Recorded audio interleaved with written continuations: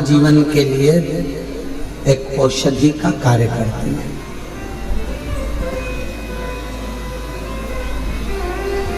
व्यर्थ का खर्चा और व्यर्थ की चर्चा, ये दोनों ही बदनामी भी देते हैं और बर्बाद भी कर देते हैं। आप किसी की व्यर्थ चर्चा करते रहो तो लोग आपको बदनामी का ठिकरा दे देंगे, इसके पास तो कोई काम नहीं है, निंदा में ही लगा रहता है, निंदा में लगी रहती है। तो अपनी ये मानव की जिंदगी, मनुष्य का शरीर या मानव की देह बड़ी मुश्किल से तो मिली है। ना जाने कितने पापड़ बेले होंगे तब जाकर तो अपने को ये मानव का शरीर मिला है।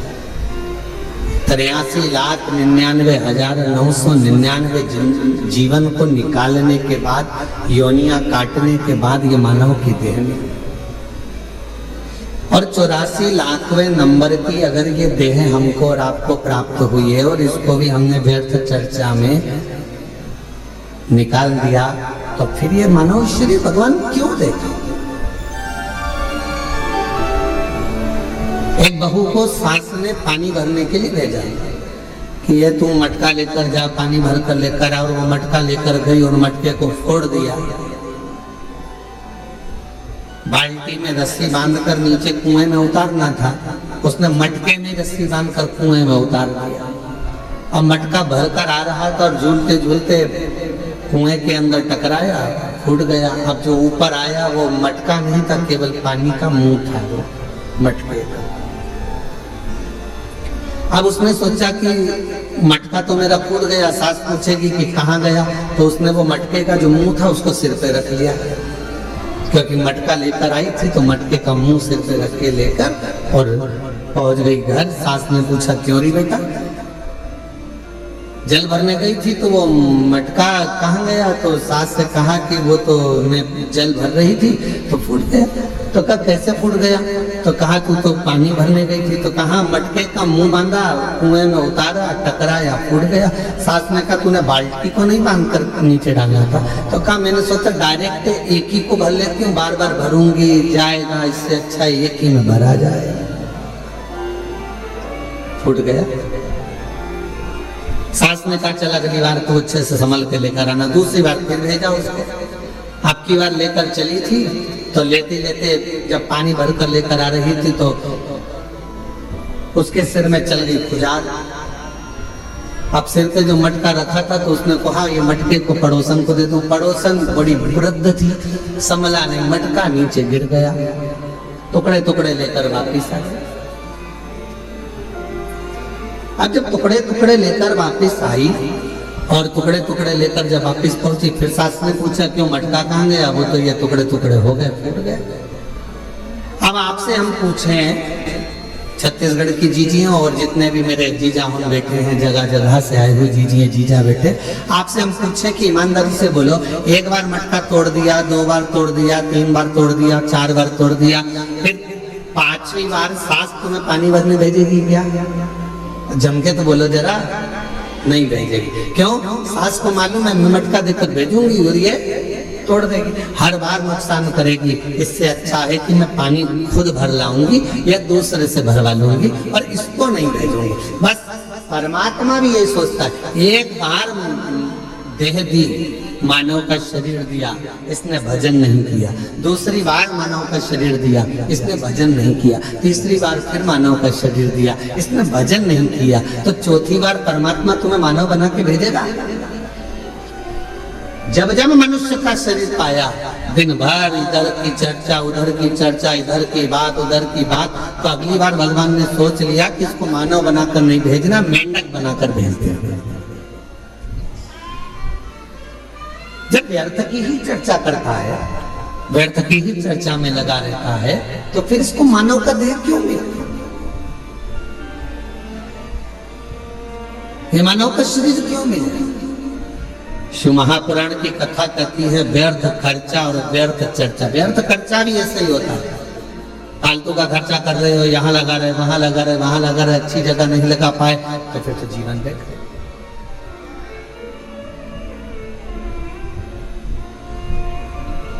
और मिलती है शिव नाम की दौलत कभी कभी, मिलती है शिव नाम की दौलत कभी कभी, होती है अपने भाग्य से शिव पुराण कभी कभी।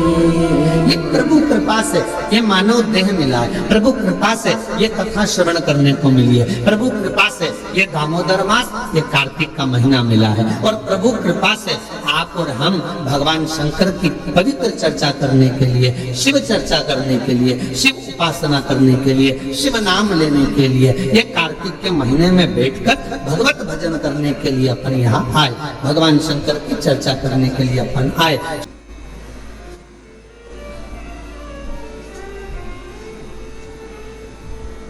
मैं जहाँ रहती हूँ उस गांव, उस सोसाइटी से शिव जी का मंदिर कम से कम 3 किलोमीटर दूर है। अब मैं रोज बेटे से कहूं कि मुझे तू 3 किलोमीटर दूर मंदिर लेकर जा, ले जाएगा क्या? अरे बोलो तो जम के। मैं अपने पति से कहूं कि तू 3 किलोमीटर दूर मुझे मंदिर लेकर चल, रोज रोज ले जाएगा क्या?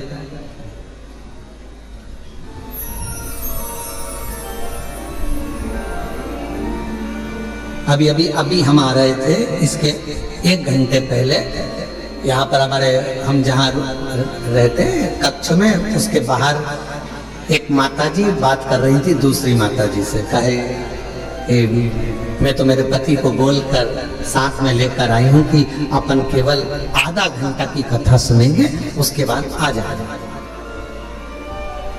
हम कल से आए हैं और कल हमारा पति यहाँ आया और कहने लगा चल अपन यहाँ से फिर चलते हैं, चल चल चल। और उसने रात की जो आरती करी शाम की प्रदोष काल की, उसके बाद हमारा पति हमसे बोला अब तो पूरी 5 दिन की सुन के ही जाए।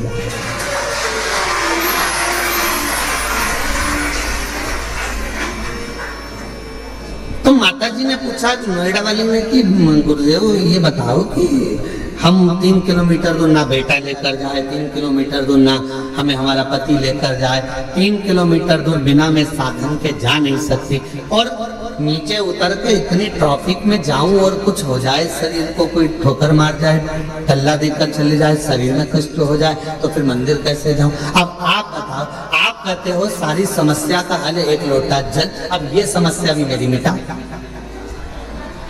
ये भी समस्या। अब तुम बताओ कि मैं जाऊं तो जाऊं कैसे?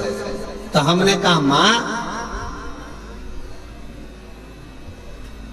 शिव पुराण की कथा कहती है जब तक शरीर चले तब तक भगवान के मंदिर जाकर 1 लोटा जल चढ़ाओ, और जब तुम्हारा शरीर ही इतना भारी हो गया, चल नहीं पाती हो, जा नहीं पाती हो, तो फिर एक काम करो, अपने घर के अंदर जो शिवलिंग है उस शिवलिंग पर जल चढ़ाओ और बाबा से प्रार्थना करो कि मेरे इस जल को महाकाल राजा तू स्वीकार करना, मेरे इस जल को काशी विश्वनाथ तू स्वीकार करना, मेरे इस जल को बाबा वैद्यनाथ तुम स्वीकार करना, मेरे इस जल को हे कृष्णेश्वर नाथ तुम स्वीकार करना।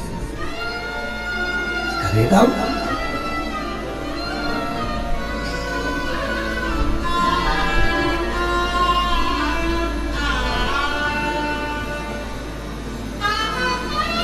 स्वीकार करे।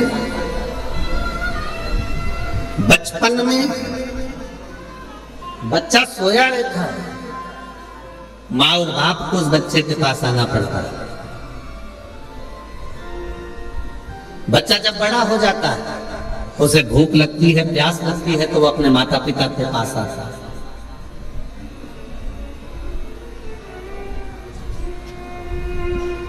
शिव महापुराण की कथा कहती है जब शरीर में कष्ट है, रोग समाहित हो गया, पूरा शरीर शिथिल हो गया, आप मंदिर नहीं जा सकते, तो एक काम करो, घर में जो शिवलिंग है उस पे जल चढ़ाकर आचमन करो, और अगर इतना भी नहीं चल सकते हो तो पलंग पर भी अगर पड़े हुए हो तो मानसिक पूजन करो। आज मैंने भोलेनाथ जी को जल चढ़ा दिया है, बाबा मैंने आपका जल चढ़ा हुआ पी लिया है। श्री शिवाय नमस्तुभ्यं, श्री शिवाय नमस्तुभ्यं, श्री शिवाय नमस्तुभ्यं, श्री शिवाय नमस्तुभ्यं। बाबा मैंने जल चढ़ा दिया, बाबा मैंने आचमन कर लिया, पलंग पर पड़ो, शरीर नहीं चल पा रहा, आप अपने कमरे से निकल भी नहीं पा रहे हो, कहीं जा भी नहीं पा रहे हो, तो भी उस शिव को याद करो, उसका भजन करो, उसका स्मरण करो। तुम नहीं जा सकते तो क्या हुआ, तुम्हारे भक्ति के बल से एक दिन कुबेरेश्वर बाबा तुम्हारे दरवाजे तक जरूर पहुंचेगा, तुम्हारे घर तक जरूर पहुंचेगा। आप जाओ।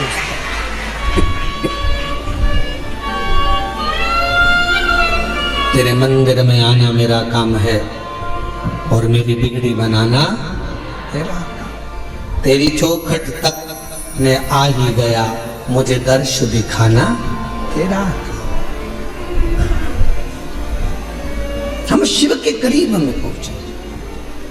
जरूरी नहीं कि आप मंदिर तक जाएंगे, जरूरी यह है कि आपका विश्वास, आपकी दृढ़ता, आपकी श्रद्धा, आपका भरोसा एक ना एक दिन मेरे कुबेरेश्वर बाबा को तुम्हारे घर तक लेकर जरूर आएगा, तुम्हारे दरवाजे तक जरूर आएगा। और में दुख मिटाए। कोई कहे कि हम मंदिर तक ना जाए, कोई बात नहीं, शरीर में कष्ट है मत जाओ, पर शरीर अच्छा है, चल सकते हो, जा सकते हो, तुम्हारे घर में चल रही है, तो इस शरीर से शिवालय तक जरूर जाओ, शंकर के मंदिर तक जरूर जाओ।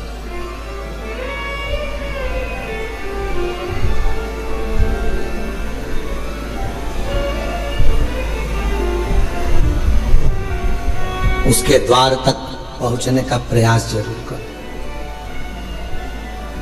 शिव महापुराण में एक देवराज नाम के ब्राह्मण की कथा आती है, जिसको आपने बारंबार व्यासपीठ से श्रवण किया। वो देवराज जो कभी भगवान के मंदिर नहीं गया, वो देवराज जो कभी शिवालय नहीं गया, वो देवराज कभी जो शंकर की आराधना में नहीं लगा, कभी नहीं गया, ना उसने आराधना करी, ना कभी साधना करी।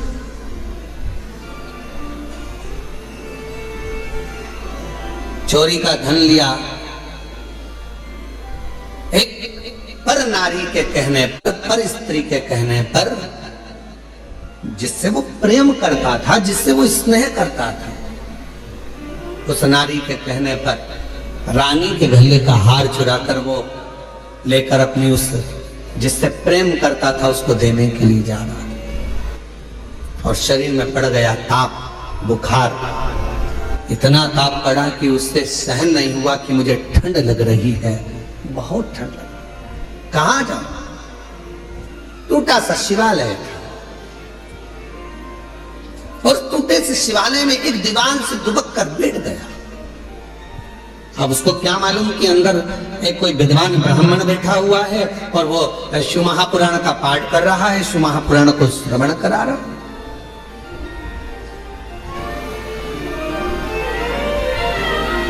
पूरी दुनिया में सारी पुराणों में केवल एक पुराण ऐसी है, शिव महापुराण, जो किसी यजमान को नहीं सुनाई जाती, जिसका श्रोता यजमान नहीं होता, जिसका श्रोता दुनिया का कोई व्यक्ति नहीं होता, जिसका श्रोता केवल सारी पुराणों में केवल एक पुराण है। श्रीमद् भागवत को आप उठाएंगे तो राजा परीक्षित उसका श्रोता है, फिर कोई पुराण उठाएंगे तो उसका काशी नरेश एक श्रोता है, फिर कोई पुराण उठाएंगे उसका श्रोता ये है, और शिव महापुराण का कोई श्रोता नहीं। शिव महापुराण का केवल एक श्रोता है, वो देव अधिदेव महादेव और माता पार्वती जी कथा को श्रवण करने के लिए। 5 दिन यदि शिव महापुराण की कथा होती है, 7 दिन यदि शिव महापुराण की कथा होती है, मुख्य यजमान के रूप में, जैसे साहू साहब यहाँ दामोदर जी बैठे हैं, दामोदर प्रसाद जी बैठे हैं, इनका परिवार बैठा है, या जिस तरह से आप सब इस पवित्र कथा को श्रवण करने के लिए बैठे हो, तो ये सोच कर बैठना 5 दिन आप कोई इंसान नहीं हो, 5 दिन आप कोई मनुष्य नहीं हो, 5 दिन आप कोई भी तुम्हारा नाम हो वो अपनी जगह पर है। 7 दिन 5 दिन जब कोई कथा का यजमान बनकर बैठता है तो उस जगह पर वो स्वयं नहीं बैठता, स्वयं देवाधिदेव महादेव उसके यजमान बनकर बैठते हैं उसके रूप में।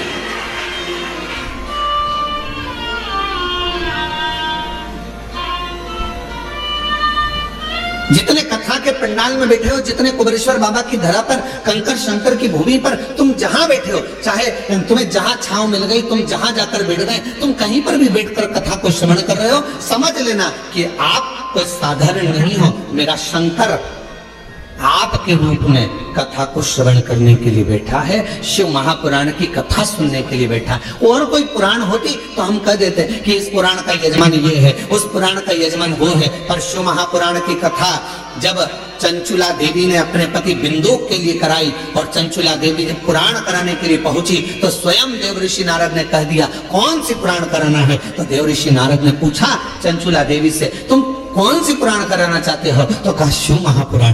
देवऋषि नारद कहने लगे इस पुराण का तो वक्ता और श्रोता ये दोनों ही कठिन है। श्रीमद् भागवत का वक्ता मिलना सरल है। अब तो शिव महापुराण के भी बहुत सारे वक्ता मिल जाते हैं, बहुत कथा कहने वाले शिव पुराण के अब तो बहुत हो गए, पर नारद जी कह रहे हैं वक्ता और श्रोता दोनों मिलना कठिन है। किसका? शिव महापुराण का। रामचरितमानस का वक्ता और श्रोता भी मिलेगा, श्रीमद् भागवत का वक्ता श्रोता मिलेगा, विष्णु पुराण का वक्ता श्रोता मिलेगा, मत्स्य पुराण का वक्ता श्रोता मिलेगा, पर शिव महापुराण का वक्ता और श्रोता मिलना कठिन है। क्यों?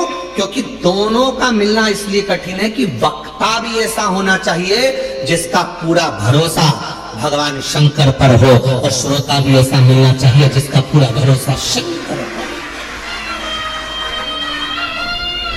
वक्ता भी ऐसा हो जिसका पूरा भरोसा शिव पर हो, शंकर के बिना रह ना सके, शिव के स्मरण के बिना ना रह सके, शंकर की भक्ति में डूबा रहता हो, शिव स्मरण में डूबा रहता हो, तो वो वक्ता हो। और श्रोता भी ऐसा हो जो भगवान शंकर के भजन के बिना, शिव नाम के बिना, शंकर के स्मरण के बिना, शिव भक्ति के बिना रह नहीं पाता।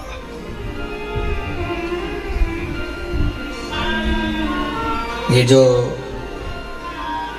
धनोरा वाले दामोदर प्रसाद साहू जी बैठे हैं, इनके बेटे भी बैठे हैं, बहू भी बैठी है, पोता भी बैठा है, और इनका पूरा परिवार भी बैठा है। और भी जहाँ धनोरा वाले गांव के लोग भी कथा सुन रहे होंगे अपने अपने गांव में बैठकर, हम उनसे भी कहेंगे, छत्तीसगढ़ वालों को भी कहेंगे, और सारे जितने श्रोता, पूरे विश्व के श्रोता इस कथा को सुन रहे हैं, श्रवण कर रहे हैं। कथा के प्रथम दिवस दामोदर प्रसाद जी इस कथा को कराने के लिए पूर्ण तरह से एड़ी से चोटी तक का दम लगा दिया कि धनोरा में एक कथा हो। पूरा प्रयास किया, पर हमको तो ऐसा लगता है दामोदर प्रसाद जी, और आपके परिवार को भी कहेंगे कि शिव जी को ये मंजूर था। कथा तो तुम्हारी बुक हुई, पर शंकर जी को ये मंजूर था कि कथा तुम्हारे माध्यम से, धनोरा गांव के लोगों के माध्यम से कुबेरेश्वर बाबा की धरा पर हो। ये निश्चितता वो है। लड़के की शादी होगी ये निश्चित है, बहू भी आएगी ये निश्चित है, पर कहां की आएगी ये निश्चित नहीं है।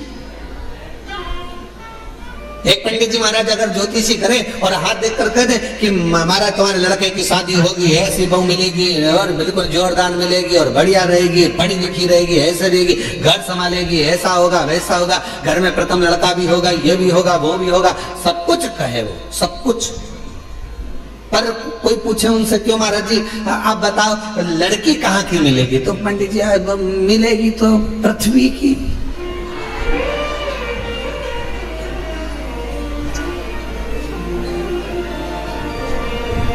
मिलेगी तो पृथ्वी की। एलईडियां चालू करो बाहर की, तो मिलना तो पृथ्वी की, मना नहीं। अब वो कहे नहीं महाराज जी, अब वो पृथ्वी की तो मिलेगी, हमें मालूम है कि अंतरिक्ष की थोड़ी ना मिलेगी, ऊपर की थोड़ी ना मिल जाएगी है। पर ये तो बताओ कि मिलेगी कहाँ की? तो इतने में कहा कि हाँ, उत्तर से दक्षिण और पूरब से पश्चिम, इसी के बीच की मिलेगी। अब इतने में फिर उन्होंने कहा नहीं महाराज, मिल तो जाएगी, पर वो पूरब से पश्चिम उत्तर से दक्षिण मिलेगी कहाँ की? तो फिर कहा हाँ, लड़की मिलेगी। अरे लड़की तो मिलेगी, पर मिलेगी तो भगवान ने निश्चित कर दिया, कथा दे दी, इतनी तारीख से इतनी तारीख तक है, धनोरा गांव में होगी, ये होगा वो होगा, सब कुछ निश्चित हो गया। और ये पूछे दामोदर प्रसाद साहू जी से, इनके बच्चों से, टेंट भी हो गया, साउंड भी हो गया, भोजन भंडारे की व्यवस्था भी हो गई, सारा धनोरा गांव छत्तीसगढ़ का एक एक बच्चा तैयार, कथा हो रही है, कथा हो रही है, कथा हो रही है। और मालूम पड़े फिर शंकर जी को कुछ मंजूर होगा। शिव जी ने कहा दामोदर मास में दामोदर प्रसाद तुम हमारे पास आओ, कथा यहाँ। और हम तो व्यासपीठ से निवेदन करूं आप सभी को, ब्राह्मण हो, क्षत्रिय हो, वैश्य हो, शूद्र हो, पर याद रखना सबसे पहले आप इस भारत की भूमि पर जन्मे हो, इस हिंदुस्तान में जन्मे हो, तो पहला शब्द आप हिंदू हो, इस बात का स्मरण रखें। आप हिंदू हो, ब्राह्मण हो, क्षत्रिय हो, वैश्य हो, शूद्र हो, अपनी जगह पर सबसे पहले आप सनातनी हो, भगवान देवाधिदेव महादेव की संतान हो। आप मेरे बाबा की औलाद हो, संतान हो, मेरे शिव की संतान।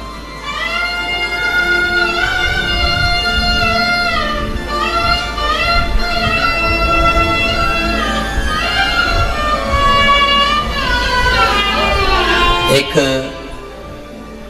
बच्चे ने अपनी मम्मी से पूछा, उसका पत्र है अभी हम पढ़ते हैं। बच्चे ने अपनी मम्मी से पूछा, माँ मैं इतने सालों से एग्जाम दे रहा हूं और मेरा एग्जाम क्लियर नहीं हो रहा, और तुम कहती हो कि एक लोटा जल सारी समस्या का हल। पत्र देखिए, उसने लिखा,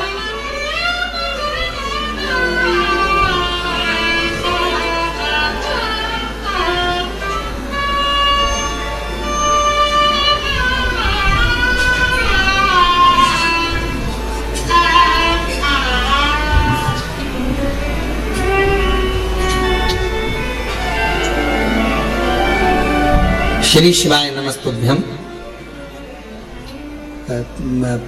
एलईडी पर पत्र दिख रहा है, बाहर बाहर दिख रहा है, नहीं दिख रहा?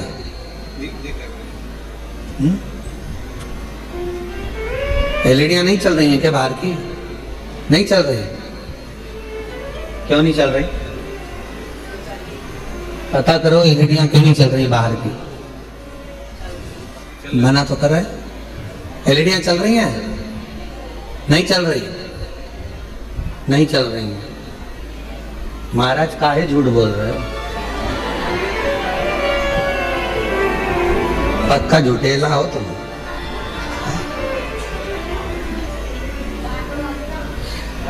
श्री शिवाय नमस्तुभ्यम। गुरुदेव जी, मैं कृत्येक शशि शंकर गुप्ता दिल्ली से हूं। कहीं बैठे हो शशि शंकर गुप्ता कृत्येक, दिल्ली से हूं। कहीं बैठे हो? मैं कृत्येक शशि शंकर गुप्ता दिल्ली से हूं। इंजीनियरिंग कॉलेज से इंजीनियरिंग की पढ़ाई की है गुरुदेव मैंने। अगर कहीं बैठे हो बेटा तो पीछे के रास्ते से आप आ जाइए एक बेलपत्र लेने के लिए। दिल्ली से आए हूं। कृत्येक शशि शंकर गुप्ता दिल्ली से। गुरुदेव कॉलेज के चौथे वर्ष में प्लेसमेंट सीजन शुरू हो गया था, जिसमें कॉलेज में कंपनी आना शुरू हो गई थी। मेरी तैयारी के बाद भी मेरी किसी कंपनी में नौकरी नहीं लग पा रही थी। जैसे जैसे समय बीत रहा था मेरी हिम्मत टूट रही थी। एक समय ऐसा आ गया जब मैं केवल पूरे दिन बस टेंशन में सोया और रोया करता था। इतना टेंशन था कि मैं सोता और रोता रहता। मेरा किसी कंपनी में ज्वाइनिंग नहीं हो रहा था। तब मुझे मेरी मम्मी और परिवार वालों ने समझाया, टेंशन लेने से कुछ नहीं होता, बस रोज बाबा को जल चढ़ा और बाबा पर सब छोड़। मेरा विश्वास नहीं हुआ, क्या शिवजी पे चढ़ा हुआ जल क्या मुझे नौकरी दे सकता है? मेरी माँ ने मुझसे कहा कि तू मेहनत कर, परिश्रम कर, रात दिन एक कर, होगा। ये मैं कहती हूं, वो जल तुझे फल जरूर देगा। गुरुदेव, बाबा पर जल चढ़ा और उन पर छोड़ दे। बाबा को बेलपत्री और शहद लगाकर चढ़ाकर, गुरुदेव मैं बाबा की कृपा का क्या वर्णन करूं। उसके बाद मैं नहीं जानता, मैं आज के समय का लड़का, मेरे दोस्त भगवान को नहीं मानते, मैं खुद भी नहीं मानता, कहने पर जल चढ़ाया, बेलपत्र पर शहद लगाकर मैं गया और पहली बार मैंने बाबा का चमत्कार देखा कि मुझे एक कंपनी नहीं, 3 बड़ी कंपनियों से जॉब का ऑफर आ गया। गुरुदेव, 3 बड़ी कंपनियों से जॉब का ऑफर आ गया, जिसमें मैंने एक कंपनी ज्वाइन करी सॉफ्टवेयर डेवलपर के रूप में। यह कंपनी अमेरिका की सबसे बड़ी कंपनी है, जिसमें बाबा ने मेरा जॉब लगवाया। मैं बाबा को यहाँ प्रणाम करने के लिए आया। अगर कहीं बैठे हो, कृत्यक शशि शंकर गुप्ता दिल्ली से हैं, अगर कहीं बैठे हो तो आ सकते हैं एक बेलपत्र लेने के लिए। मैं बाबा का आभार प्रकट करने के लिए यहाँ आया हूँ। और हम तो बाबा के भरोसे चलते हैं, हम तो बाबा के भरोसे चलते हैं। ये दुनिया में जलते हैं, ये दुनिया में जलते हैं। तो बाबा के भरोसे चलते हैं, हम तो बाबा के भरोसे चलते। एक बार जोरदार ताली बजाओ। बेटे का विश्वास अपनी माता के वचन तक और बाबा की कृपा से 3 कंपनियों से ऑफर। ये शिव की कृपा नहीं तो और क्या है? समझो। बधाई बेटा, बधाई। श्री शिवाय नमस्ते। और तेरी का पहले एक काम अच्छा करा, अगर चोरी का धन लेकर भी पहुंचा तो शंकर जी के शिवालय तक पहुंचा और बाबा ने उस पर करुणा कर दी। 2 क्षण की शिव महापुराण की कथा, 2 क्षण की उसको श्रवण करने को 2 क्षण की शिव महापुराण की कथा मिल गई। और वो 2 क्षण की शिव महापुराण की कथा ने उसकी जिंदगी बदल दी, देव हरिदेव महादेव के धाम पहुंचा दिया। उस 2 क्षण की शिव महापुराण की कथा, 2 क्षण।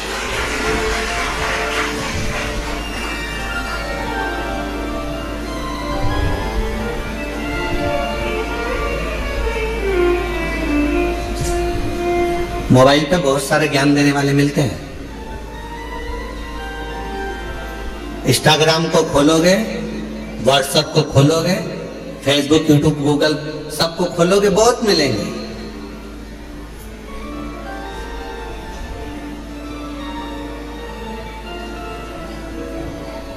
दिन भर झूठ बोलते हो, भगवान के मंदिर जाते हो तो कहा कोई फल नहीं मिलेगा। कहने वालों ने मोबाइल पर बहुत ज्ञान दिया। गलत काम कर रहे हो, मंदिर जा रहे हो, कुछ नहीं होने वाला, भगवान तुम्हारी नहीं सुने। परशु महापुराण की कथा कहती है, बच्चा कितना भी कीचड़ में लथपथ हो गया।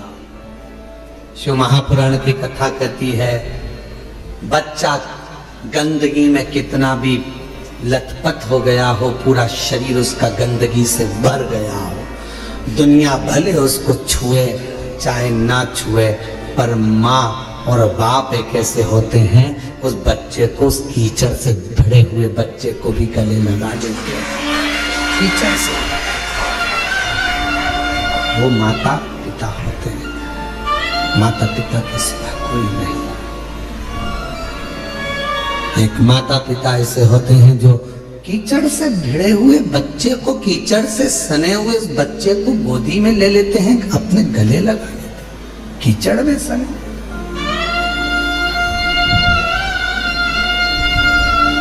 उन्होंने ये नहीं देखा कि ये बच्चा कीचड़ में है, गंदगी में है, काय में है। उसने तो ये देखा कि ये मेरा बेटा है। कितना भी झूठ बोल रहे हो, कितना भी कपट कर रहे हो, कितनी भी बेईमानी कर रहे हो, कितना भी प्रपंच कर रहे हो, उसके बाद भी अगर आप शंकर के मंदिर में जाकर एक लोटा जल चढ़ा रहे हो तो भी मेरा शंकर आपको स्वीकार जरूर करेगा। शिव स्वीकार तो भी मेरा शिव आपको स्वीकार करे। हम जैसे भी हैं है तो शिव के, हमें हमारा बाबा स्वीकार जरूर करता है, हमें हमारा बाबा स्वीकार जरूर करेगा, ये निश्चित है। शिव उसको स्वीकार करेगा कैसे भी। शंभो शंभो, तुम कैसे भी हो शिव के द्वार जाओ, तुम कैसे भी हो भगवान शंकर की भक्ति करो, तुम कैसे भी हो भगवान का भजन करो, तुम कैसे भी हो भगवान का गुणगान करो। जाओ शिव के दरवाजे। एक पत्र है, अच्छा है, देखिए।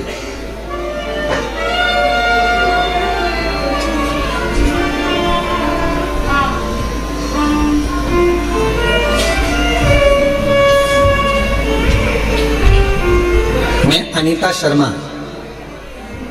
पति नटवर लाल शर्मा, गांव बांसा, तहसील डीडवाना, जिला नागौर की रहने वाली।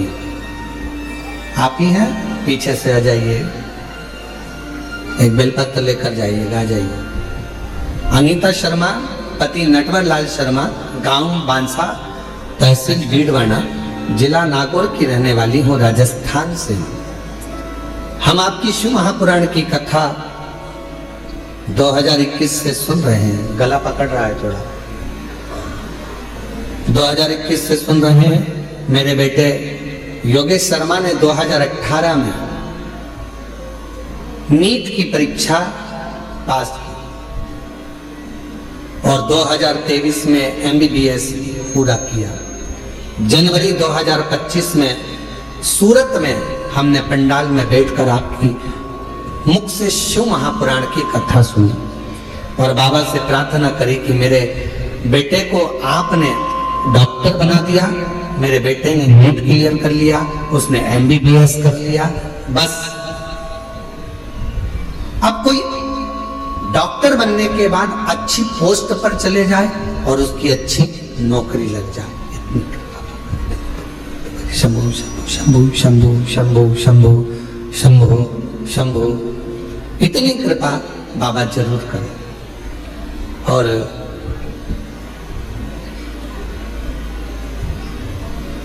हमने सूरत में हमने पंडाल में बैठकर कथा सुनी। सूरत वाले भी अभी कथा में आ गए। आप ही की कथा चल रही है कि सूरत में बैठकर कथा सुनने पर एक बार जोरदार ताली बजा।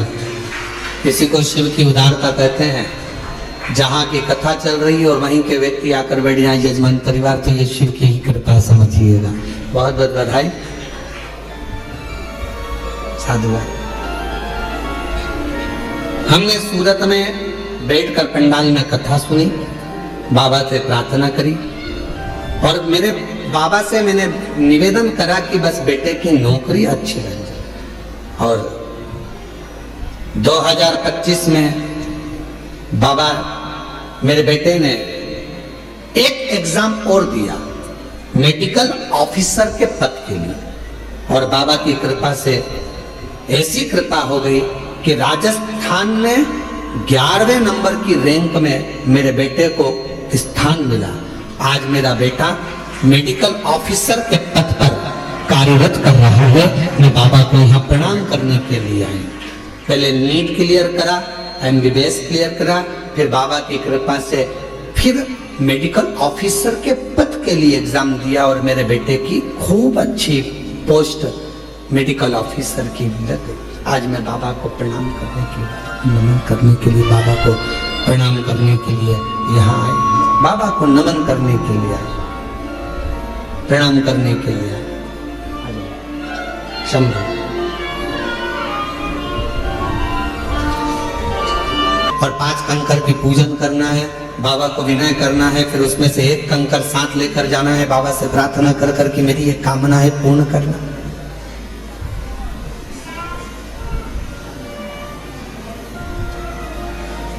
जिनको मालूम है वो करते हैं, जिनको नहीं मालूम वो आते हैं, प्रणाम करते हैं, चले जाते हैं। शंकर का पूजन नहीं करा या कंकर को बीन कर नमन नहीं करा, पूजन नहीं करा, तो क्या बाबा उनको नहीं देंगे? आया तो है ना, कुबेरेश्वर धाम तक पहुंचा तो है ना, कुबेरेश्वर बाबा की धरा पर पहुंचा है, कंकर में उसका शरीर तो लगा है। इस कंकर शंकर की भूमि पर 12 ज्योतिर्लिंग के मध्य के इस स्थान पर अगर कोई भूल से भी पहुंच जाता है तो भी मेरा कुबेर भंडारी उसका भंडार भर ही देता है, तो भी बनता है।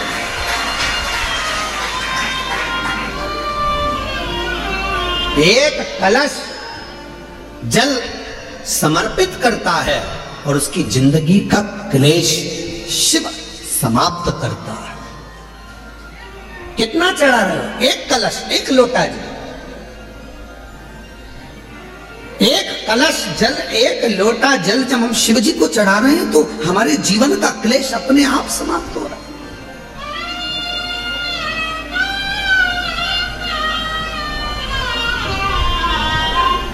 आप तो जानते भी नहीं, कुबेरेश्वर बाबा का धाम आए हैं, शिव के भरोसे, भगवान के भरोसे, थोड़ा देने में देरी कर सकता है, इंतजार आपको करना पड़ेगा।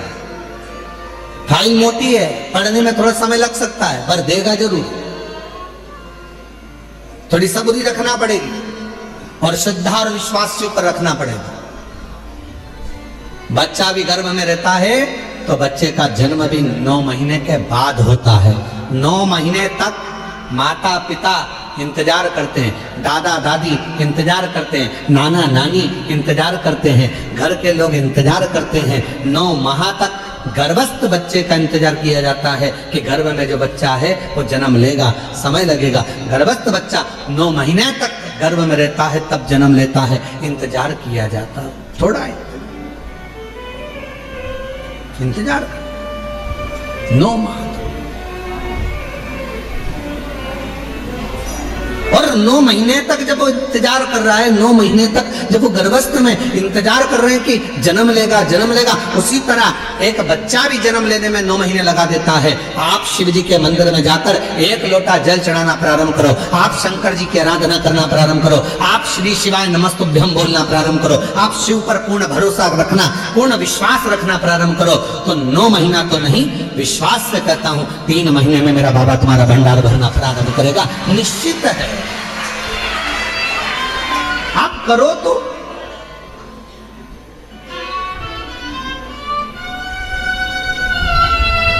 और शंभु मिलती नहीं, पंडालों में चले जाओ, पंडाल में बिल्कुल पीछे अपनी दरी बिछाकर, अपनी पट्टी बिछाकर, अपना घर से सूरत से थेपला बनाकर लाती थी और स्वयं बैठकर खाती और आसपास वालों को भी थोड़ा थोड़ा कुछ खिलाती रहती।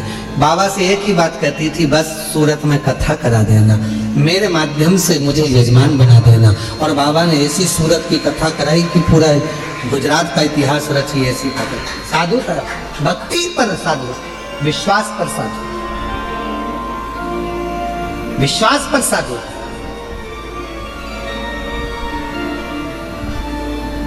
पीछे बैठ जाती, जैसे जैसे आप लोग आए हो ना, अपना अपना अपना बिछोना बिछाया, दरी बिछाई, पन्नी बिछाई, बैठ गए। भगवान ने अगर कुछ दिया है तो थोड़ा कोई टॉफी बांट देता है, कोई पानी बांट देता है, कोई बिस्कुट बांट देता है, कोई अपने घर से आया दिवाली पर तो खूब सारा गुजिया पपड़िया लेकर आया। और तुम छत्तीसगढ़ वालों, तुम भी बस से आए होगे ना, तो कुछ ना कुछ बांध के जरूर लाए होगे, पक्का है हो? तो सब अपने अपने साथ में कुछ ना कुछ लेकर बांट दिए, खिलाया। अब इनको भी नहीं मालूम था कि बाबा 5 पंडाल में कथा सुन लिए और दिल से अगर बाबा से मांग लिए तो क्या बाबा ने कथा दे दी? और बाबा ने कथा भी करा दी और ऐसी शान से कराई कि सारा गुजरात देख, सूरत देख। विश्वास। और ये दामोदर प्रसाद जी आपका भी विश्वास है। कितनी अड़चने आई पर बाबा ने आपका हाथ नहीं छोड़ा। आखिरी में बाबा ने जान लिया कि नहीं हो पा रहा तो अपने घर में आ, ये तेरा घर है, इस घर के अंदर बैठ कर कथा करवा, श्रवण करवा। ये विश्वास। कोई जल्दी बनता है, जम जम के बोलो जरा, जितने पीछे वाले भी, कोई जल्दी बनता है, कोई लेट बनता है। शिव को जल चढ़ाने वाला एक दिन सेठ जरूर बनता है और वो बनाता है, शिव छोड़ता है। भगवान एक दिन तुम्हारा हाथ पकड़, थोड़ा समय का इंतजार, थोड़ा लगे रहो। शिव मंदिर में एक लोटा जल चढ़ाते रहो, झाड़ू लगाते रहो, पोछा लगाते रहो, मंदिर को साफ करते रहो। तुम कैसे भी हो, कुछ भी करते हो, हमें उससे कोई मतलब नहीं। कई माताएं कहती है वो तो इतना झूठ बोलती है तो भी मंदिर चली जाती है। तेरा क्या जाता है, जा तो रही है ना।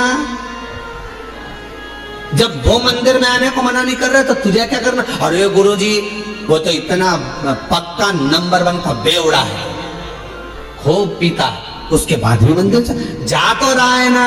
उसको इतने पीने के बाद भी याद तो है महादेव, याद तो है, जा तो रहा है ना। फिर क्या सोच, अरे गुरुजी वो तो इतना गंदा व्यक्ति शंकर का भजन कर तो रहा है।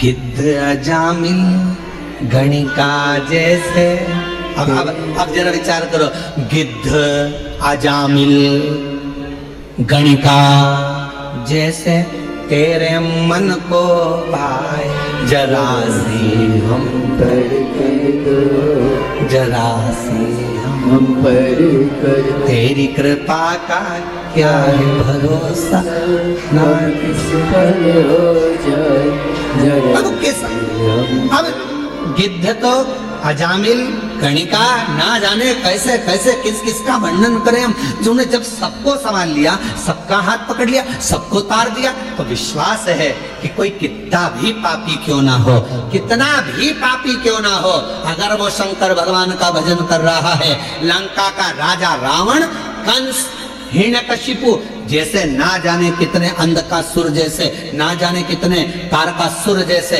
ना जाने कितने कितने असुर, भगवान शंकर की भक्ति कर कर आखिरी में शिव धाम को चलेगा, शिव उसको संभाल लेगा, शिव उसको संभाल। कैसे भी हो शिवालय जाओ, कैसे भी हो शिव के मंदिर जाओ, तुम कैसे भी हो, क्या कर रहे हो, शंकर के द्वार जाओ।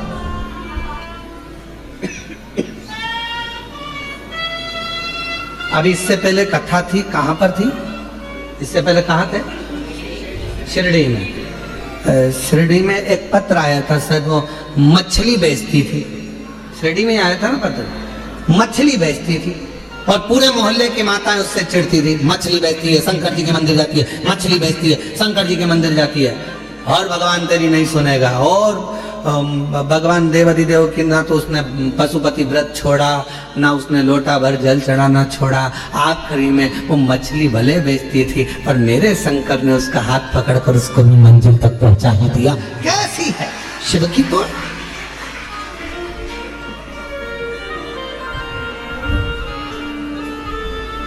उसने लिखा कि मैं गलत काम कर रही,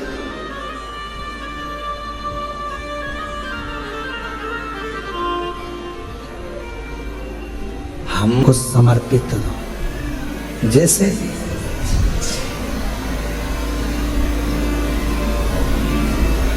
चाहे गलत कर्म भी हो गया, कुछ भी गलत करते भी हो गया, तो भी भगवान शिव को, भगवान शंकर को, भगवान देवाधिदेव महादेव के प्रति आपका समर्पण भाव हो और पूर्ण समर्पण के साथ हो।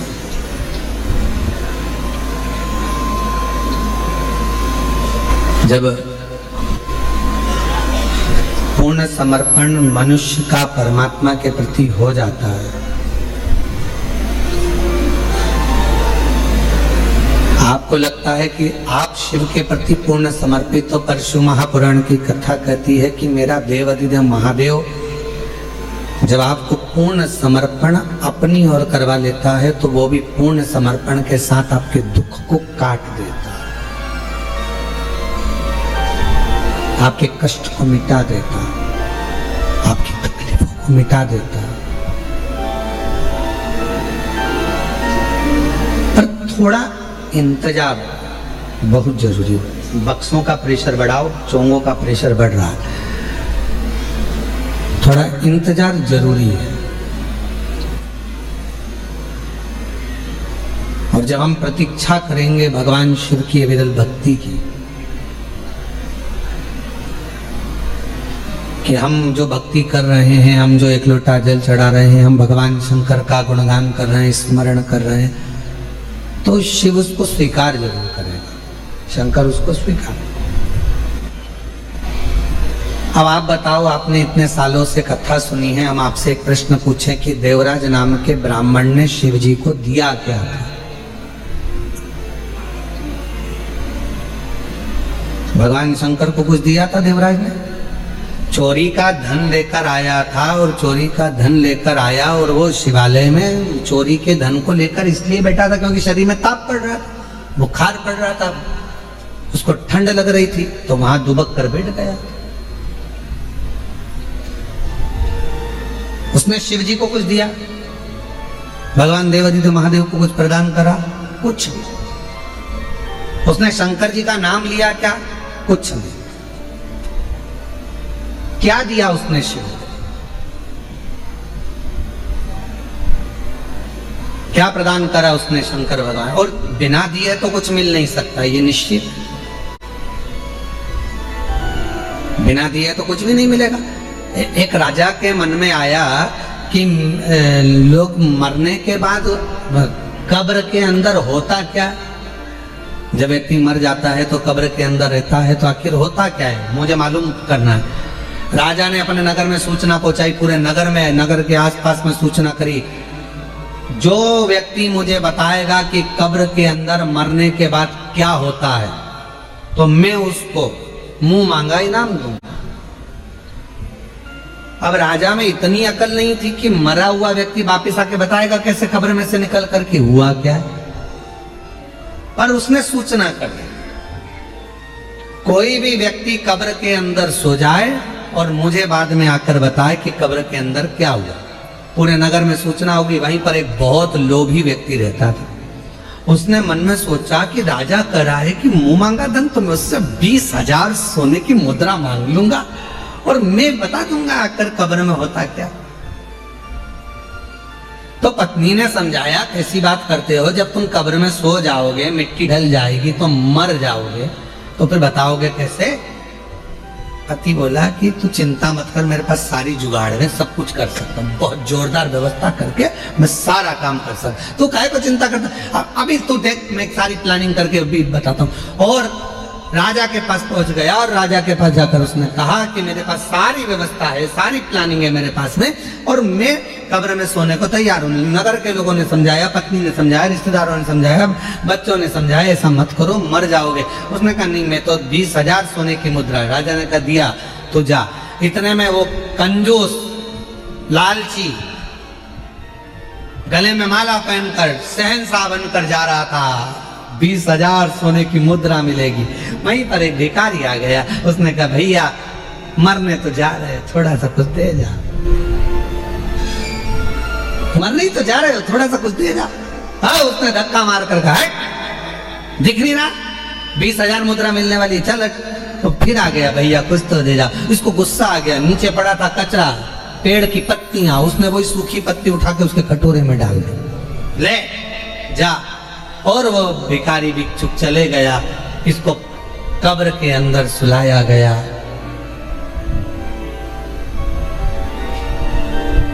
इसने कब्र के अंदर जिसमें सुलाने वाले थे उसमें पहले से छोटा सा बारीक सा पाइप डाल दिया था, जिसमें से श्वास लेते रहूंगा। दिखता रहेगा। अब कब्र के अंदर इसको सुलाया, मिट्टी डाल दी।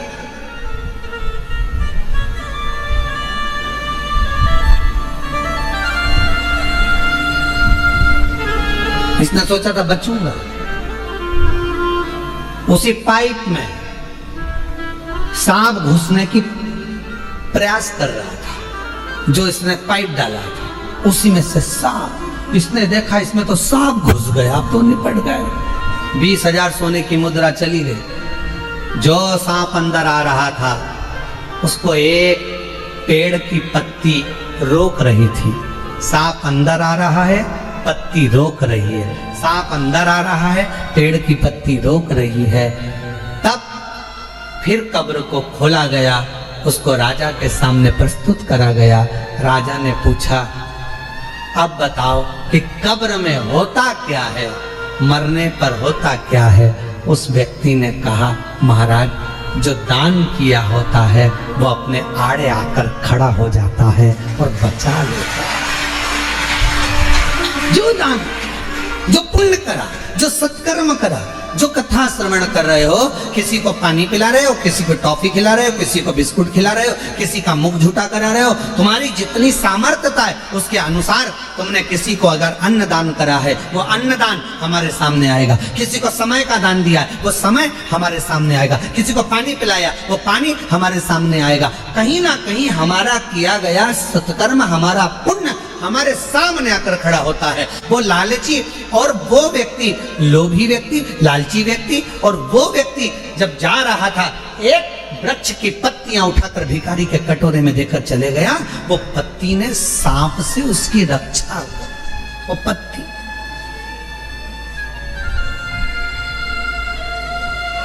इसलिए फिर निवेदन करूं मैं कि मत बुरे कर्म कर बनने, वरना पछताएगा। भगवान की आंखों से तो बच नहीं पाएगा, तो बच नहीं पाएगा। हरि ओ अज्ञानी मत करना दानी, तेरे कर्म का फल भी तो ही पाएगा। जैसा किया तूने तेरे आगे आएगा। मत बुरे कर्म कर बंदे, वरना पछताएगा। भगवान की आंखों से तू बच नहीं पाएगा, तो बच नहीं पाएगा। हरि ओ अज्ञानी मत करना दानी। जैसा कर्म करोगे वैसा फल पाओगे, जैसा आप करोगे वैसा फल प्राप्त होगा। जैसा कर्म करोगे वैसा फल आपको मिलेगा। कुछ कर चलो। एक पत्र है, अच्छा है, देखिए।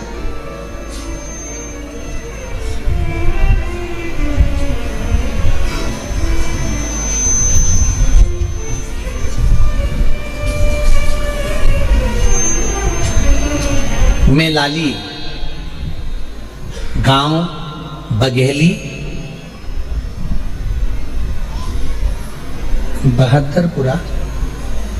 बहादुरपुरा जिला भिंड मध्य प्रदेश की रहने वाली है। कहीं बैठी हो तो हाथ हिला सकती हैं, अगर कहीं बैठी हो, और अगर बैठी हो तो पीछे से आकर एक बेलपत्र, पीछे के दरवाजे से आए, बेलपत्र लेकर जाए। पत्र को एलईडी पर चल रहा है, आप लोग पढ़िएगा साथ में। मैं लाली, गांव बघेली, बहादुरपुरा जिला भिंड मध्य प्रदेश की रहने वाली हूँ। मेरे पति पूरन सिंह पटेल को 4 साल से कैंसर नामक जानलेवा बीमारी थी। गुरुजी 1.5 साल से अपने आसपास के सभी अस्पताल में उनका इलाज करवा रहे थे, कहीं कोई रोशनी की किरण नहीं दिख रही थी। गुरुजी, मेरे पति के मुंह से इतना खून बहता रहता था कि परेशान हो गए थे। गुरुदेव, गले में 4 से 5 गठाने थी, उनकी ये दयनीय हालत हमसे देखी ना जाती थी। सभी लोग एवं डॉक्टरों ने कह दिया अब कुछ नहीं हो सकता, जिंदगी में कभी भी ये ठीक नहीं हो सकते। डॉक्टरों ने कह दिया ये जिंदगी में कभी भी ठीक नहीं हो सकते। गुरुजी, पत्र एलईडी पर चल रहा है, आप लोग पढ़ सकते हैं। उस वक्त घर में एकदम सन्नाटा छा गया। मैं रोज उनकी इस हालत को देखकर रोती, क्योंकि मुख से खून बहता ही रहता था। गुरुदेव, मेरी एक बेटी व दोनों बेटे पढ़ भी नहीं पा रहे, परेशान रह रहे, क्योंकि हालत ऐसी थी।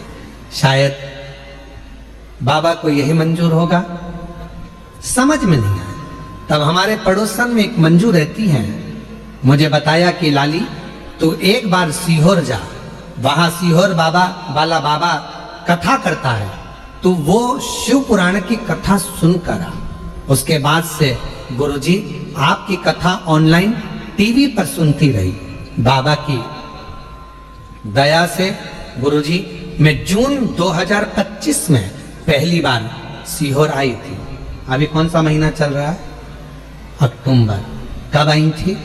जून 2025 में जून के महीने में मैं पहली बार सीहोर आई, और बड़ी मुश्किल से आई, क्योंकि शरीर ऐसा नहीं था, उनका खून बहता रहता था मुंह से, बड़ी तकलीफ लगती। गुरुदेव, 4 साल में ना तो उन्होंने ठीक से पानी पिया, 4 साल में ना उन्होंने खाना खाया सही से, आधी रोटी का टुकड़ा भी बड़ी मुश्किल से खा सकते थे।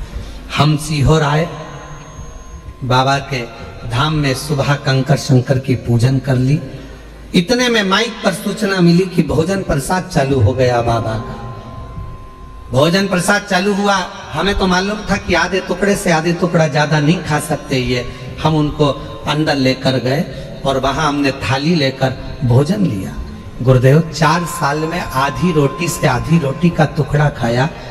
पहली बार 4 साल में पहली बार बाबा के धाम में कंकर शंकर पूजन करने के बाद जब हम अंदर गए, वहां उन्होंने रोटी ली। रोटी हमने आधी दी तो कहा पूरी दो, एक रोटी दी, फिर दूसरी रोटी दी, फिर तीसरी रोटी दी, फिर चौथी रोटी दी।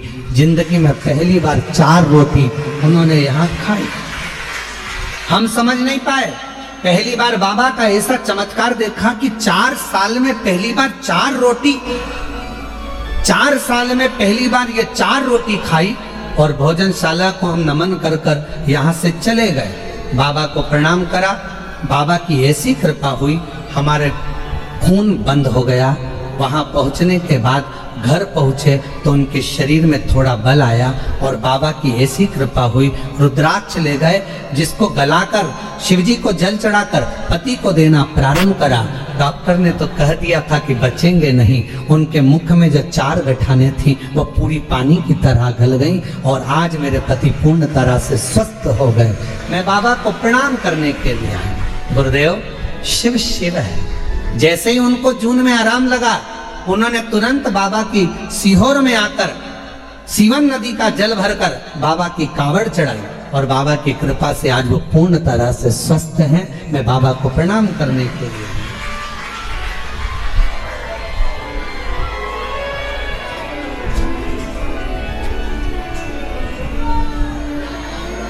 और खाली ना जाता कोई दर से तुम्हारे, खाली न जाता कोई।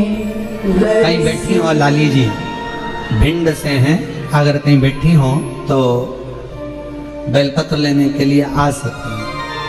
खाली ना जाता कोई दर से तुम्हारे, मैं भी खड़ी हूँ नन्ही बाहें पसारे, अपने हृदय से लगा लो, लगा लो, गिरा जा रहा हूँ, उठा लो, उठा लो, भोले अपने दर से हमें तो न टालो, गिरा जा रहा हूँ, उठा लो, बाबा से अपने मन की बात कहिए, दिल से प्रार्थना करिए, विनय करिए, निवेदन करिए। शिव की भक्ति की लीनता, शंकर भगवान का स्मरण। थोड़ा मिठास करो, गला पकड़ रहा है बहुत ज्यादा, बोलने में दिक्कत हो रहा है। शिव भक्ति का स्मरण, भगवान शंकर की कृपा, शिव नाम का स्मरण हमारे जीवन को सुख दे। आप किस भाव से उसको भजन, किस भाव से?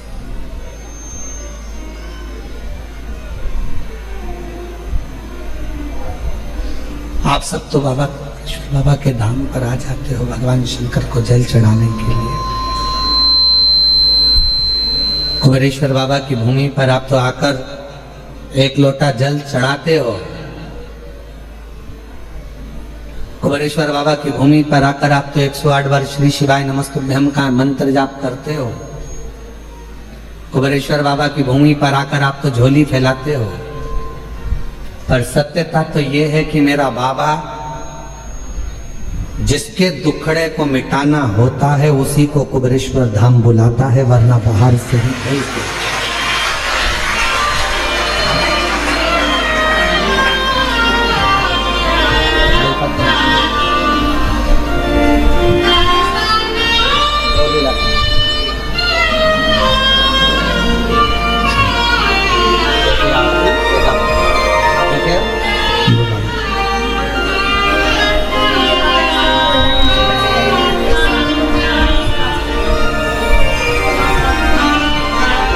साल से कैंसर जैसा रोग था, मुंह से खून बहता रहता था, और शिव जी की कृपा से आज पूर्ण तरह से स्वस्थ है। एक बार ताली बजाकर जोरदार स्वागत करते हैं।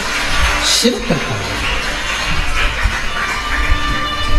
उसको विश्वास से भजो।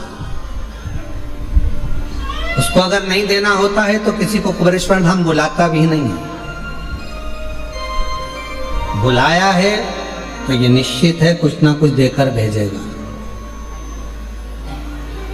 बुलाया है तो कुछ ना कुछ देगा, वरना देता है। नहीं देना तो नहीं बुलाता। देवराज नाम के ब्राह्मण को अगर कुछ देना था तो उसको मंदिर के अंदर प्रवेश कराया, वरना वो तो चोरी का धन लेकर जा रहा था।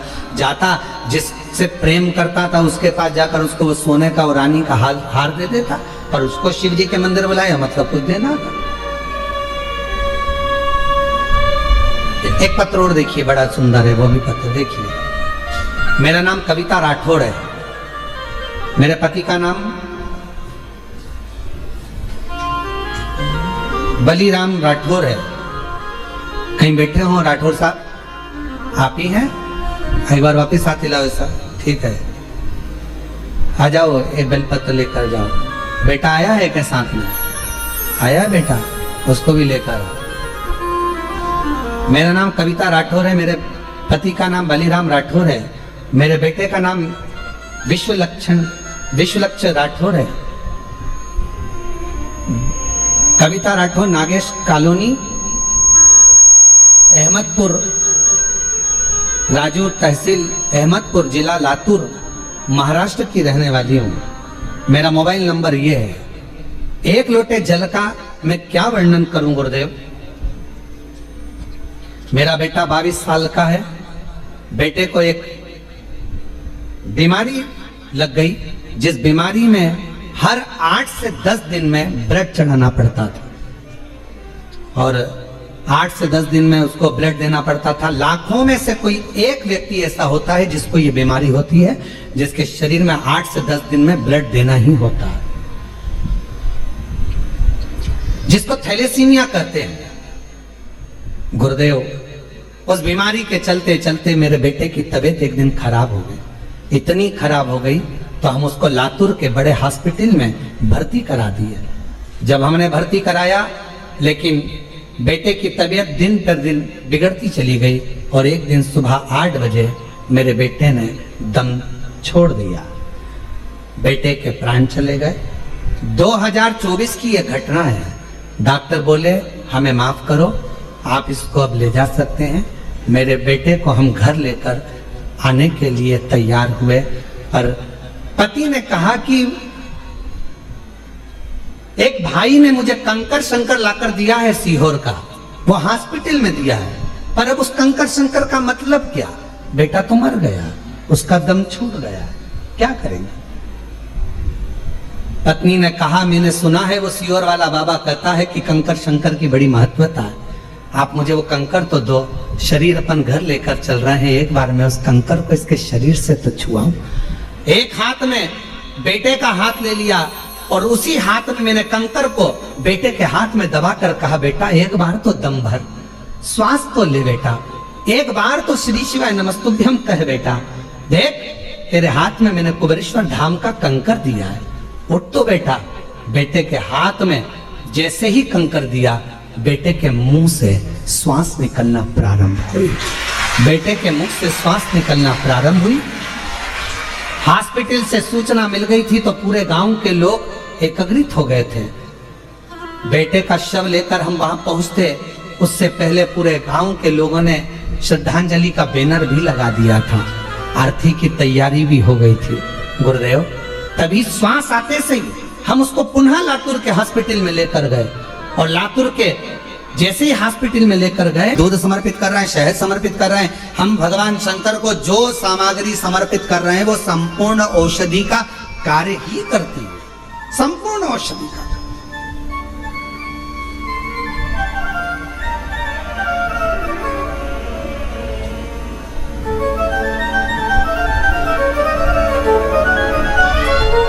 शायद दुनिया में पहला ऐसा धाम होगा कुबेरेश्वर धाम जहां पर भोजन भी बनता है।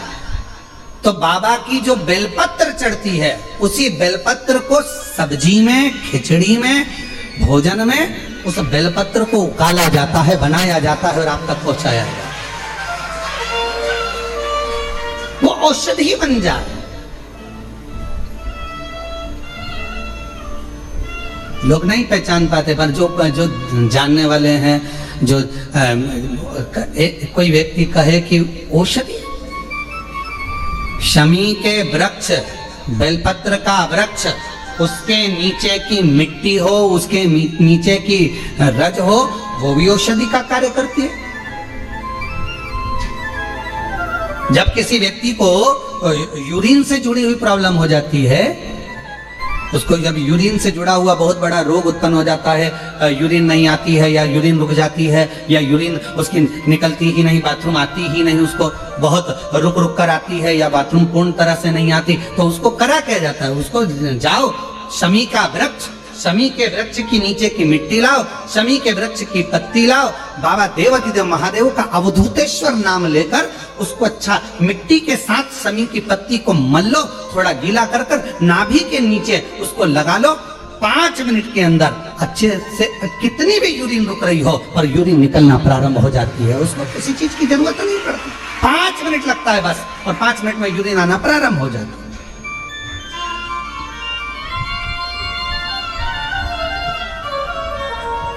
उस शमी का वृक्ष, वो शमी का पौधा, वो शमी का वृक्ष कोई साधारण नहीं होता। कहने वाले कह दिए शमी का पौधा यहां मत लगाना, शमी का पौधा वहां मत लगाना, शमी का पौधा, बेलपत्री का पौधा यहां मत लगाना, बेलपत्री का पौधा वहां मत लगाना, बेलपत्र को यहां मत लगाना। अरे भाई,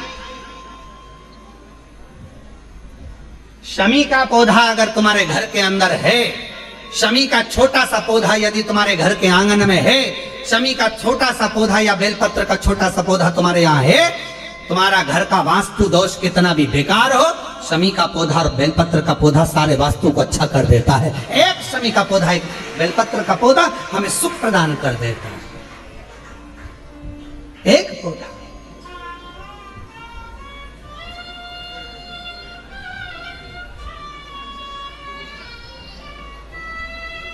उस शमी के पौधे को ना पहचान रहे लोग, उस बेलपत्र के पौधे को ना पहचान रहे लोग।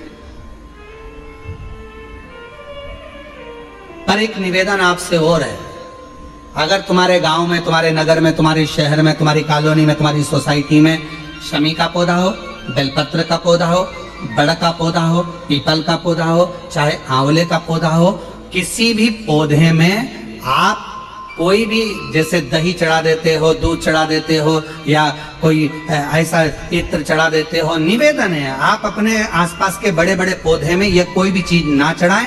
कोई महाराज कितना भी बताए, पर उस पौधे के अंदर आप केवल जल चढ़ाएं, केवल जल। आप उसमें ना दूध चढ़ाएं ना दही चढ़ाएं। तो क्यों? क्योंकि पौधे में जब दही जाता है तो दही जाने के कारण, इत्र जाने के कारण, तेल जाने के कारण, कोई सामग्री जाने के कारण वो बड़े से बड़ा पौधा सूखने लगता है। हमारा करवत्त निवेदन है आपसे, उस पौधे में जब भी बेलपत्र का पूजन करने जाओ, ना दूध चढ़ाना ना दही चढ़ाना, केवल जल चढ़ाना। आप बड़ के पेड़ की पूजन करने जाओ, केवल जल चढ़ाइए। आप आंवले की पूजन करने जाओ, केवल जल चढ़ाइए। आप शमी के पेड़ की पूजन करने जाओ, केवल जल चढ़ाइए। जल के सिवाय उसके नीचे ना दूध चढ़ाइए ना दही चढ़ाइए, ना उसमें इत्र चढ़ाइए, ना तेल चढ़ाइए, ना कोई सामग्री चढ़ाइए। उसके नीचे केवल जल चढ़ाओ। क्यों? क्योंकि शमी ने स्वयं मंदार से कहा है, हे मंदार, शमी ने मंदार से कहा है, हे मंदार, जब कोई एक जल का पात्र लेकर हम पंच वृक्ष के नीचे आते हैं, जल का भरा हुआ पात्र लेकर आते हैं और जल समर्पित करते हैं, जब वो खाली पात्र हमारे वृक्ष के नीचे से जाता है तो वो खाली नहीं रहता, हम उसे लक्ष्मी से परिपूर्ण कर कर भेज देते हैं। ये शमी का। अब ना जाने तुमको कौन कह देता है कि उसमें दूध चढ़ा दो, उसमें तुम्हें दही चढ़ा दो, उसमें ये चढ़ा दो, उसमें इत्र चढ़ा दो। किसी का कहना मत मानो, आप शिव महापुराण का कहना मानो। एक लोटा जल शमी के वृक्ष के नीचे चढ़ाओ, बेलपत्र के वृक्ष के नीचे चढ़ाओ, चाहे आप बड़े वृक्ष के नीचे चढ़ाओ, चाहे आप आंवले के वृक्ष के नीचे चढ़ाओ, चाहे पीपल के नीचे चढ़ाओ, पर जल चढ़ाओ। इसके सिवा कोई सामग्री। अभी हमने देखा कई लोग, अभी दीपावली के पहले हमने देखा भारत के भूमि में कई ऐसे लोग हैं जो ना जाने कहां से ऐसे लोग पृथ्वी पर आ गए हैं, जो लक्ष्मी की पूजन करते हैं और अगले साल की लक्ष्मी को उठाकर पीपल के पेड़ के नीचे धरी आते हैं, आंवले के वृक्ष के नीचे रखे आएंगे, कहीं बड़ वृक्ष के नीचे रखे आएंगे। रोड के किनारे जितने वृक्ष लगे हैं, सबके घर की लक्ष्मी मैया, सबके घर की लक्ष्मी जी की मूर्ति, गणेश जी की मूर्ति, इस देवता की मूर्ति, उस देवता की मूर्ति, सारी मूर्तियां पेड़ों के नीचे रखी हुई है। तुम्हें कौन ने अकल दे दी ऐसी? तुम्हें अकल किसने दी ऐसी? कौन ने विवेक दे दिया कि घर की पुरानी मूर्ति को पेड़ के नीचे ले जाकर रख दो? तुम्हारे घर की पुरानी मूर्ति है, घर में एक बाल्टी लो, घर में एक टब लो, उस बाल्टी में पानी भरो, तुम्हारे घर की पुरानी मूर्ति उस पानी के अंदर डाल के रखो। जितने दिन में गल जाए, 15 दिन, 20 दिन, 25 दिन, जब गल जाए तब उस मूर्ति की मिट्टी को किसी पेड़ के नीचे ले जाकर डालो, पर अपने देवी देवता को किसी वृक्ष के नीचे ले जाकर मत रखो, उनका अपमान मत करो, उनका अपमान मत करो।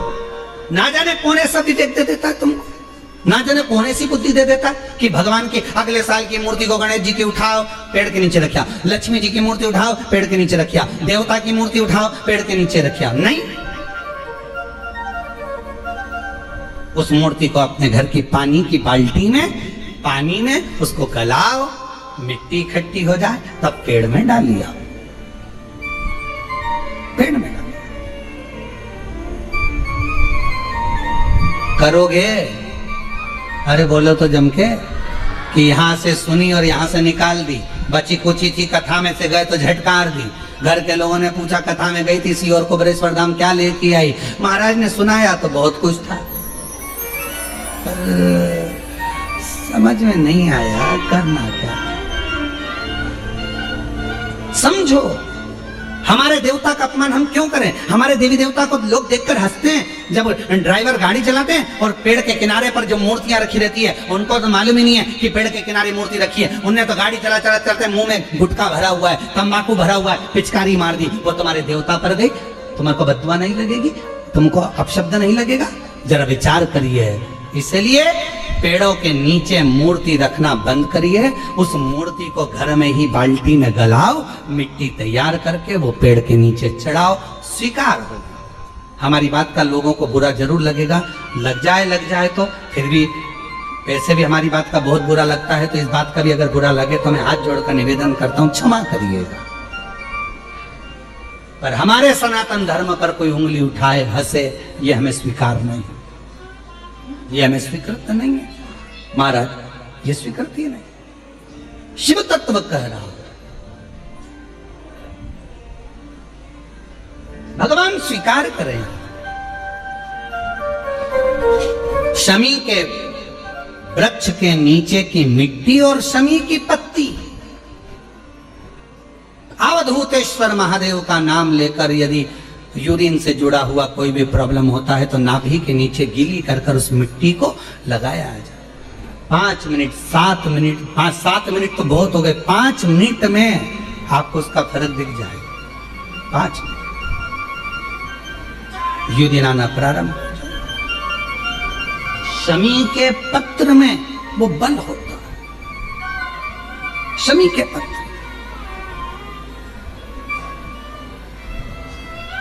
हम कईयों से कहते हैं कि अगर आपको लग रहा है कि डॉक्टर बोल रहा है कि कोई बड़ी बीमारी हो रही है, कोई तकलीफ, आपके मन में भी आपको ऐसा लग रहा है कि कहीं मेरे को घुटने ना बदलाना पड़ जाए, कहीं मेरे को ये बीमारी ना हो जाए, आपको ऐसा महसूस हो रहा है, तो आप बेलपत्र के वृक्ष के नीचे थोड़ी देर बैठो,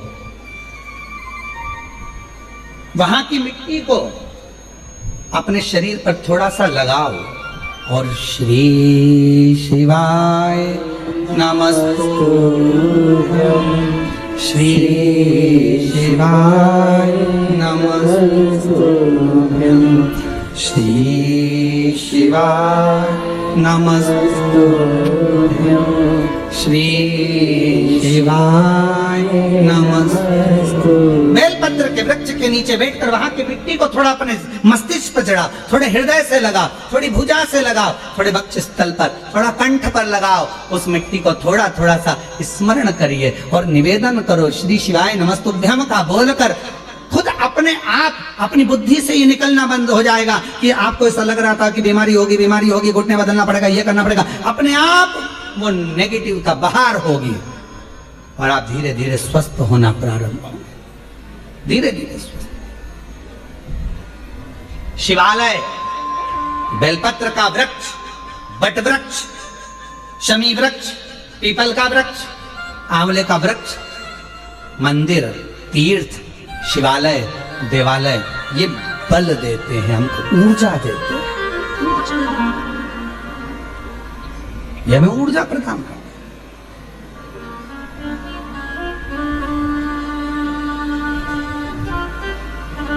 क्या मिलता है? कुबेरेश्वर बाबा की धरा पर आए हो, जल चढ़ा रहे हो, कथा सुन रहे हो, भूमि शयन कर रहे हो, अपना अपना दरी बिछाया, पटुका बिछाया, लेट गए, सो गए, सब होता है, सब।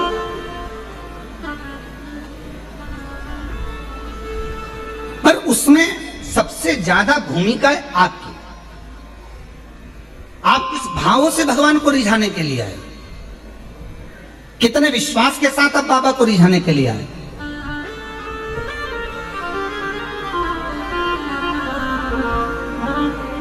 ये कथा तो 29 तारीख को पूरी हो जाएगी। 14 नवंबर से 20 नवंबर तक जो विठले सेवा समिति की एक कथा होती है हर साल एक ज्योतिर्लिंग में, तो इस वर्ष की नवंबर महीने में 14 नवंबर से 20 नवंबर तक कथा देवघर झारखंड बाबा बैजनाथ जी पर है। जो विठले सेवा समिति की कथा होती है साल में एक ज्योतिर्लिंग पर होती है। जिस ज्योतिर्लिंग पर समिति जाकर कथा का आयोजन कराती है और वहां पूर्ण रूप से पूरे गांव के लोग, नगर के लोग और वहां के लोग पूर्ण सहयोग करते हैं वो कथा। और झारखंड वालों को बधाई, बिहार वालों को बधाई। बाबा धाम में, देवघर में, बाबा बैद्यनाथ जी के पवित्र चरणों में, देवघर में ये कथा 14 से 20 नवंबर होगी। और जिन जिन को यजमान बनना है वो जो नंबर हम यहाँ से बोल रहे हैं आप उस पर संपर्क कर लें। और जिनको यजमान बनना है देवघर में, झारखंड देवघर की पवित्र भूमि पर बाबा बैद्यनाथ की पवित्र कथा में, तो वो इस पर संपर्क कर सकते हैं। 9993329923 70007129991 989382577 7000 722058। ये 4 नंबर हैं। इन 4 नंबर में से किसी पर भी आप संपर्क कर कर देवघर बाबा वैद्यनाथ जी के पवित्र चरणों के आनंदमय यजमान पद ग्रहण कर सकते हो देवघर में आकर। और जितने भी शिव भक्त वहां कथा सुनने के लिए आ रहे हैं, जो शिव भक्त कथा श्रवण करने आ रहे हैं, उनसे निवेदन है दिल से आओ, बाबा के धाम आओ और पूर्ण अपनी व्यवस्था से आओ। समिति भोजन व्यवस्था आदि रुकने की व्यवस्था सब कर रही है, पंडालों में से व्यवस्था लगी हुई है, वहाँ की प्रशासन शासन भी पूरी व्यवस्था कर रही है। और बहुत भाव से ये कथा समिति के साथ आप और हम मिलकर करेंगे। जो अन्नदान करने वाले हैं, जो झारखंड के आसपास के हों, तो वो बाबा देवघर में जो भंडारा चले उसमें आप लोग अन्नदान में भी सहयोग करें और वहाँ पर खूब प्रेम से लोग भक्त से भोजन करें, खूब आनंद में कार्यक्रम हो, सफलतापूर्ण हो, ये बाबा से प्रार्थना। शिव कथा कर रही है। देवराज नाम का ब्राह्मण शिव के कृपा से, शंकर की कृपा से